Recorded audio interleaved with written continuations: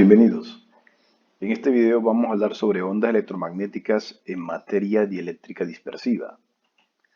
Recordemos que hemos discutido sobre ondas electromagnéticas en materia simple, en la cual los parámetros constitutivos de la materia son constantes y la conductividad eléctrica es igual a cero. Al referirnos a los parámetros constitutivos, siempre lo habíamos hecho como una dependencia de la posición.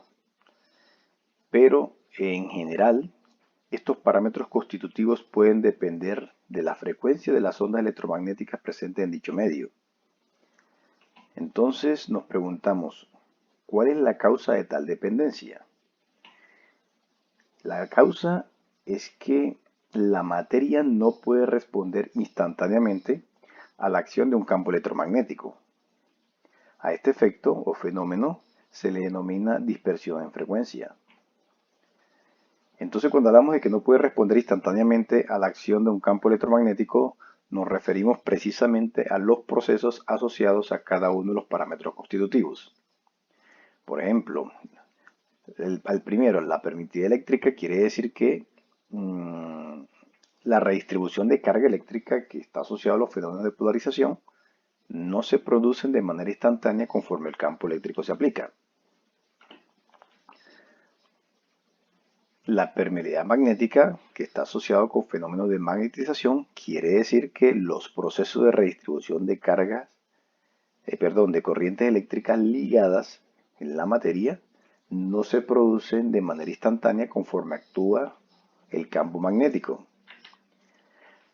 Y de manera similar, la conductividad eléctrica, que está asociado con los procesos de movilidad de carga eléctrica libre, estos punticos rojos que se muestran acá, quiere decir que cuando aplicamos un campo eléctrico, la corriente eléctrica no se va a establecer de manera instantánea. Entonces, a esa incapacidad de responder instantáneamente a la acción del campo es lo que se denomina dispersión en frecuencia. Pero ¿cuáles son las consecuencias? La principal consecuencia o sobre las cuales nos vamos a enfocar son estas dos. El hecho de que el índice de refracción va a depender de la frecuencia. Hasta el momento lo hemos considerado como una constante. No nos hayamos enfocado en dichos aspectos. Y también vamos a enfocarnos en el hecho de que este fenómeno dispersivo tiene asociado consigo la disipación de energía electromagnética en la materia. Es decir, estos dos efectos que se manifiestan acá no son independientes. De hecho, guardan una relación íntima entre estos dos.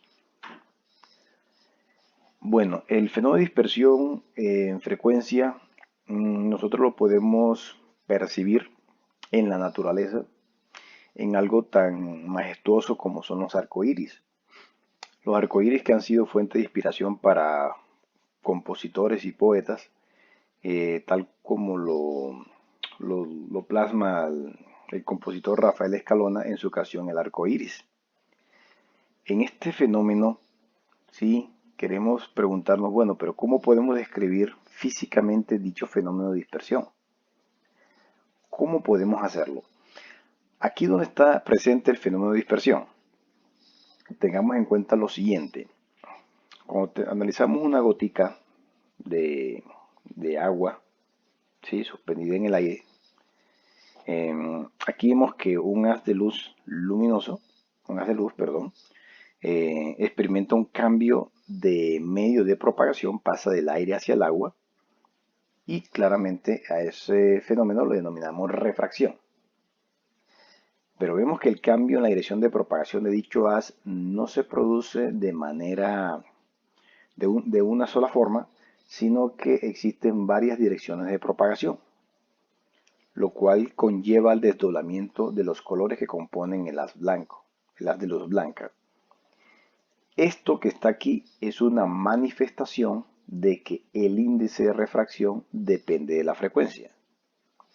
Recuerde que en el espectro electromagnético, al rango de luz visible, a cada color le podemos asociar una frecuencia. Entonces, a las frecuencias más altas, como el violeta, pues se van a se van ¿a qué? A acercar más a la frecuencia normal porque tiene mayor índice de refracción. Entonces queremos describir esto y para hacerlo vamos a utilizar un modelo clásico microscópico planteado por Lorentz. Entonces vamos a utilizar el modelo Lorentz y vamos a definir cuáles son las consideraciones bajo las cuales vamos a discutir. Entonces, los electrones se consideran ligados a núcleos atómicos mediante un potencial armónico. Esto es perfectamente justificable para cualquier forma de potencial si nosotros realizamos una aproximación en serie de Taylor en torno al mínimo, lo cual sabemos que es válido para pequeños desplazamientos. Por otra parte, se considera una fuerza de amortiguamiento, teniendo en cuenta que lo que tenemos acá es una carga acelerada, una carga eléctrica acelerada, que tiene asociada una radiación de ondas electromagnéticas. Entonces el efecto asociado con la reacción a esa emisión de radiación y también a la interacción de ese electrón con el medio es lo que se denomina o lo que se recoge o se describe en términos de una fuerza de amortiguamiento. Vamos a considerar que la molécula bajo estudio está afectada por una onda plana, monocromática.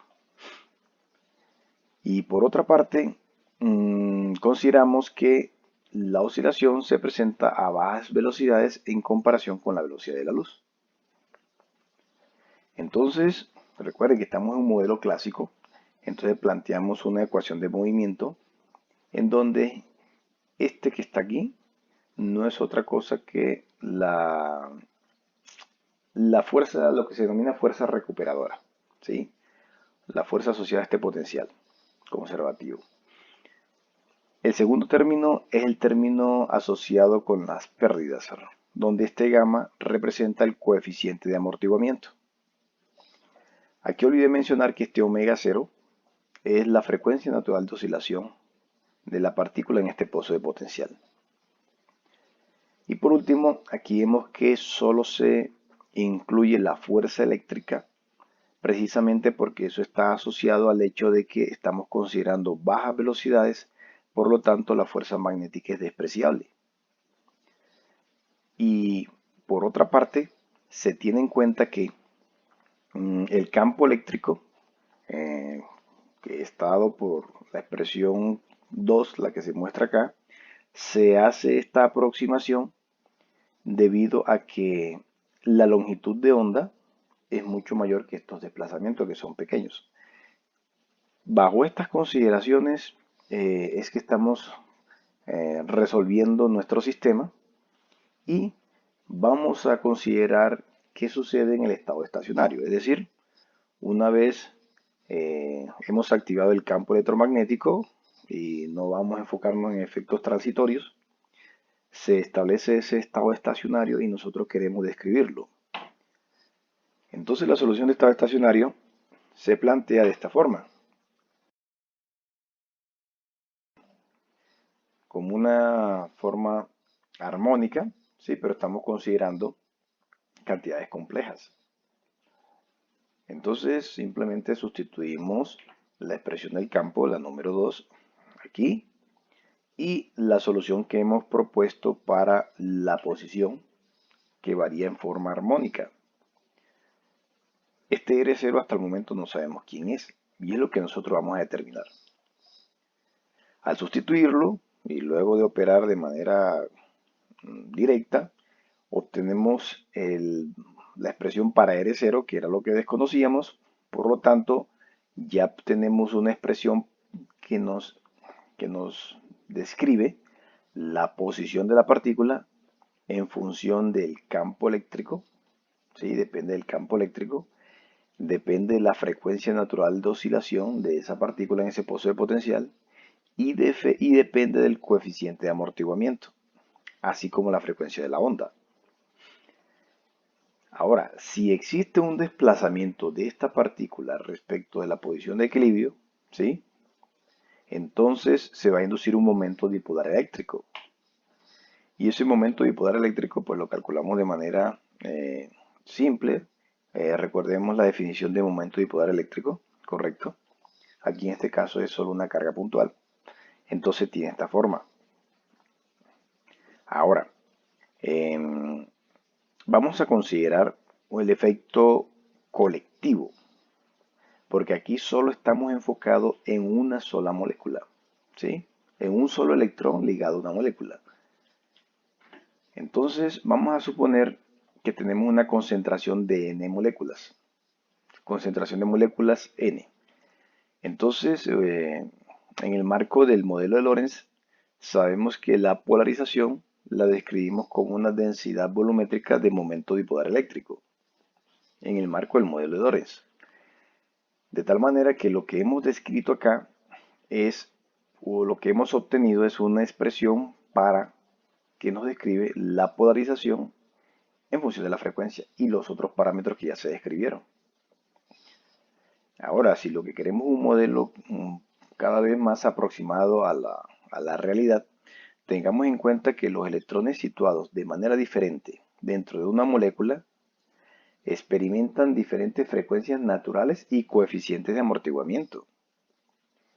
Entonces, para tomar en cuenta ese efecto, pues vamos a considerar una población de FJ electrones con frecuencia natural de oscilación omega j y coeficiente de amortiguamiento omega j y realizamos la suma sobre ellos. Es decir, aquí lo que estamos haciendo es considerar la contribución al momento dipolar eléctrico, el mismo que se calculó acá, pero la contribución de todas esas partículas, de todos esos electrones. Entonces, cuando se hace eso, aquí tenemos esta expresión para el momento dipolar, perdón, para la polarización, el vector polarización, dado por esta forma. Ahora, ¿qué tenemos? Recordemos que la relación entre el vector de polarización y el campo eléctrico para medios lineales es esta expresión, ¿correcto? Bueno, siendo estricto serían las partes reales, ¿no? Aquí lo que estamos representando son cantidades complejas, tanto el campo eléctrico como la polarización. Entonces, es claro que el escalar o la cantidad que está multiplicando el campo eléctrico es epsilon sub 0 por chi sub e, lo cual está relacionado con la permitividad eléctrica relativa del medio. Entonces, al comparar la expresión 6, esta que está acá, con esta expresión que está acá, pues identificamos nuestra permitividad eléctrica del medio. Ahora, vamos a tratar de extraer la física de esta expresión. Y para ello, vamos, en lugar de graficar, ¿sí?, la expresión 7, vamos a considerar algunos aspectos que son valederos. Por ejemplo, generalmente se tiene que el coeficiente de amortiguamiento es muchísimo menor que la frecuencia natural de oscilación. Entonces, bajo estas consideraciones, este término que está acá lo podemos despreciar frente a estos, ¿sí? Entonces, este despreciable, la parte imaginaria sí es despreciable, de tal manera que obtenemos esta permitividad eléctrica relativa de esta forma. Esta aproximación, ¿sí?, es válida, ¿sí?, siempre que este omega, estos dos no sean iguales. Porque si todos son iguales, esto va a crecer muchísimo. ¿Correcto? Entonces, en esta aproximación, aquí lo que tenemos es que la permitividad relativa es netamente real. ¿Sí? Netamente real. Siempre que nos alejemos de estas dos. ¿Correcto? Ok. Ahora, ¿qué sucede si estamos muy cerca de una frecuencia de resonancia? ¿Qué sucede si estamos cerca de la resonancia? Pues vamos a verificarlo. Si sustituimos omega igual a omega j, estos dos, el efecto de estos dos se va a cancelar mutuamente, de tal manera que va a prevalecer este, ¿sí? Y de esta forma ya la permitividad relativa tiene una parte real y tiene una parte imaginaria. Entonces, bajo estas consideraciones vemos que claramente la permitividad, la susceptibilidad o la permitividad relativa es una cantidad compleja.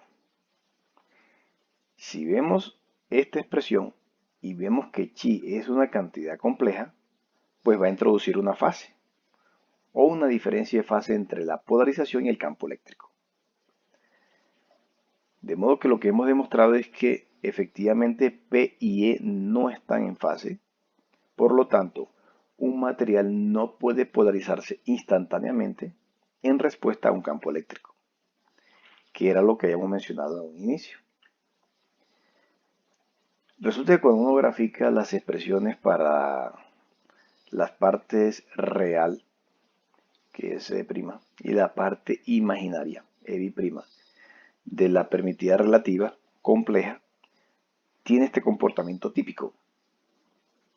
Entonces vemos aquí que aquí empieza a crecer, luego tiene una caída abrupta y luego aquí empieza a crecer otra vez. Por su parte, la parte imaginaria empieza a crecer precisamente en la zona donde este va disminuyendo. Y luego empieza a disminuir precisamente cuando este empieza a aumentar. Esa es una manera gráfica de visualizar la relación íntima que existe entre estas dos cantidades. Vamos a ver que la parte real de la permitividad relativa está asociada con las características de la propagación en cuanto a la velocidad de fase, es decir, está asociado con el índice de refracción real, el que manejamos comúnmente, mientras que la parte imaginaria está asociada con los fenómenos de absorción o de disipación de energía. Entonces es interesante ver que efectivamente si estamos cerca de una resonancia como está acá, el sistema, en este caso el material dieléctrico, es más apto a absorber energía electromagnética. Por lo tanto, el coeficiente de absorción va a aumentar cerca de una resonancia y si nos alejamos de la resonancia va a caer. Es interesante ver cuando uno compara las gráficas obtenidas por el modelo Lorentz, que es un modelo clásico, ¿sí? Y los comparan con un experimento, ¿sí? En este caso para el silicio, que se calculan las permitividades real y compleja e imaginaria, eh, describe bastante bien, ¿sí? Tiene los mismos órdenes de magnitud, el mismo comportamiento, salvo con unas irregularidades, naturalmente. Pero es notable este hecho, que siendo un modelo clásico súper sencillo, muy sencillo, pueda recoger la física del fenómeno como tal. A estas zonas donde la permitividad eléctrica real aumenta, miremos de aquí hasta aquí, aumenta este pedazo. Y luego de aquí hasta aquí aumenta, que es este pedazo. Entonces, a estas regiones se le denominan regiones de dispersión normal, porque precisamente el índice de refracción, que es la raíz cuadrada de esta cantidad para materiales no magnéticos, está aumentando con la frecuencia. ¿Sí? Aquí aparece esa energía porque son energías de fotones. Ahora, se denomina normal precisamente porque ya era conocido de que el índice de refracción de las sustancias aumentaba con la frecuencia. Aquí en esta gráfica se muestra esa dependencia con la longitud de onda, lo cual indica que la frecuencia aumenta hacia la izquierda y miren cómo aumenta el índice de refracción de diferentes sustancias. Eso quiere decir que lo que se aprecia en estas regiones es consistente con lo que comúnmente se observa. De ahí el nombre de dispersión normal. Es normal que suceda. Por el contrario, esta región que aparece acá es la región de dispersión anómala. Y el nombre precisamente se debe a que tiene un comportamiento contrario a lo normal. Lo normal era que el índice de refracción aumentara con la frecuencia. Pues bien, en esta zona el índice de refracción disminuye con la frecuencia. Tiene esa caída. De tal manera que tiene esa designación. Bueno, esta es la expresión general que obtuvimos. Entonces, sin hacer alguna aproximación, usted puede obtener aquí en dos pasos la parte real y la parte imaginaria de estas, que sabemos que con esta permitividad y estas expresiones podemos relacionarla con la constante de propagación, que es una cantidad compleja, lo cual nos permite obtener las expresiones para alfa y beta. Entonces, como ejercicio, les queda obtener dichas expresiones y analicen, por ejemplo, el efecto del amortiguamiento sobre la expresión. Con esto finalizamos el estudio relacionado con la dispersión en frecuencia en materia dieléctrica. En el siguiente video vamos a analizar materia conductora. Sí, vamos a considerar nuevamente la materia conductora, pero ahora teniendo en cuenta los efectos de dispersión en frecuencia de la conductividad eléctrica.